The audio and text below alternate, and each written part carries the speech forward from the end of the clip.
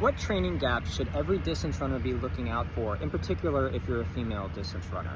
Hi, I'm Coach Kyle of Freedom Running Club, and when it comes down to this, one thing that you really have to always be on the lookout for if you're a distance runner, and in particular a female distance runner, is iron availability. And there's some pretty key reasons for that that we're going to talk about here, and we're going to be talking about a case study with an athlete that we kind of helped identify this issue and how things have really turned around for her as she's kind of worked on her iron levels. So I am a sports nutrition coach certified through NASM. I am not a dietitian. A dietitian is a very, very high-level certification degree when it comes to food. Basically, that means that somebody's a doctor of food. So someone in my situation, I can look at somebody that maybe might be low in something and refer them out to, get testing. We don't do meal planning here. No sports nutritionist or any nutritionist should be doing meal planning. In the state that I'm in, Florida, it's actually illegal for anybody besides a dietitian too. So if you really are having issues with something like this, you're going to want to look at a dietitian. A sports nutritionist is a much low barrier of entry. I had something like,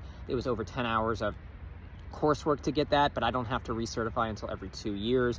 A dietitian, much more so. I want to make that very, very clear. Dietitians are the people that you really have to really be looking for if you need help in terms of that area. But we can definitely identify that, especially for something as common as iron deficiency. So the athlete I'm going to be talking about here is named Audrey. Audrey is a senior at Oak Creek High in Wisconsin, has been working with us since the summertime of her cross-country year. And we did a video talking about Audrey and how she was improving now that we've gotten her iron levels fixed, and how difficult it was to be doing the hard work and not seeing those improvements. I'm going to put that link somewhere on the screen, and it's going to be in the caption down below. She has since PR'd again in her mile race indoor, and I'll talk about that as we look at it, but it really kind of came down to getting her iron levels under control so that we could also continue to improve her in terms of her fitness. So Audrey first started working with us, was doing a lot of hard work in cross country, miles, workouts, doing everything that we kind of asked her to do. But her fastest time was actually the beginning of the season, and things regressed. And it didn't make a lot of sense to us in terms of the quality of work she was doing, the types of work that she was doing was all kind of spot on, but she wasn't improving. And then I work with Audrey, like I said, directly, and I said, hey, Audrey, I think that your iron levels are probably low. You're talking about fatigue. You're not able to hit these times that we should expect based on everything that we're seeing here. Can you get your iron levels checked? And there was some, in terms of the healthcare system in the United States, it took a little time before she could actually get that done. She actually had to end her senior cross-country year because it was just very, mentally and physically taxing on her to not have this to where she was improving.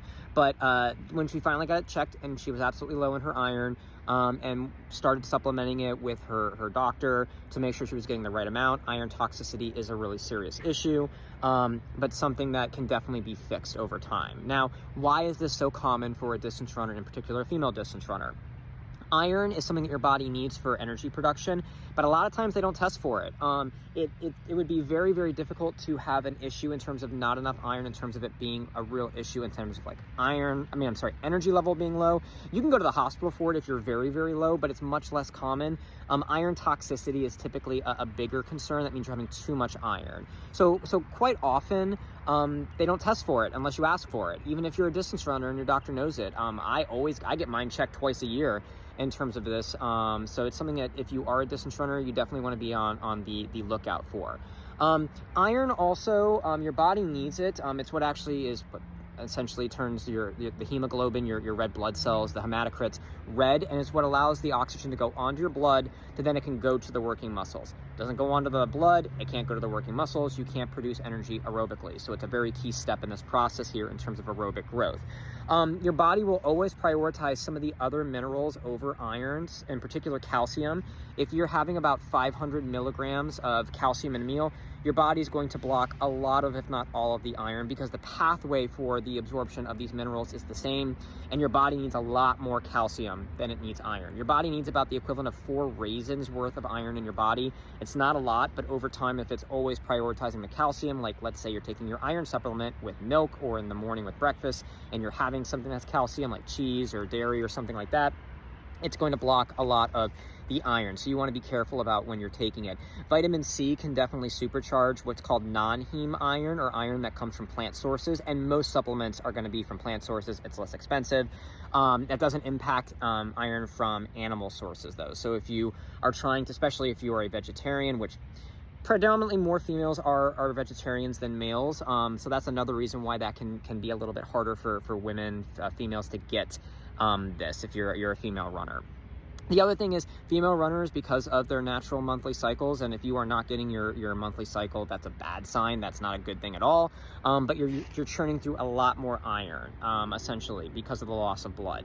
You're also going to, if you have a female runner that is the same size as a male runner, they need about twice the amount of iron if they are in this, they're not menopausal or postmenopausal. They're going to need about twice as much iron, and women tend to eat less meat than men. Like I was saying, a lot more vegetarians, a lot less in terms of the meat. So it's a lot easier for them to be low iron because they need twice as much and probably are not getting as much. So that's why this is really, really critical. Distance runners need a lot of iron because they're churning through more red blood cells than the average person. So that's a kind of an important key thing to look at, and why a female distance runner is a much higher likelihood of getting iron. So what happened with Audrey? So she started supplementing this. She increased her iron levels.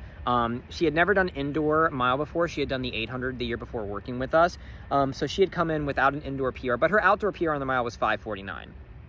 And most people know this, but indoor races are going to be slower, in particular in these longer races. So in her first outdoor mile, she's done 3 of them now. Or I'm sorry, indoor mile, she's done 3 of them here. Her senior year, she ran 5:56. Very, very happy with that. That's basically the equivalent of her 5:49 outdoor coming out the gate in this. So that really told us we were on the right track. Fast forward, that was in January. She did another race in February, and she ran 5:45. That's what kind of led to the video that I have linked in the caption down below. Huge drop for Audrey. We're so proud of her. She was so close to running. The state indoor qualifying time for her state is just under 5:45, so she was like right there.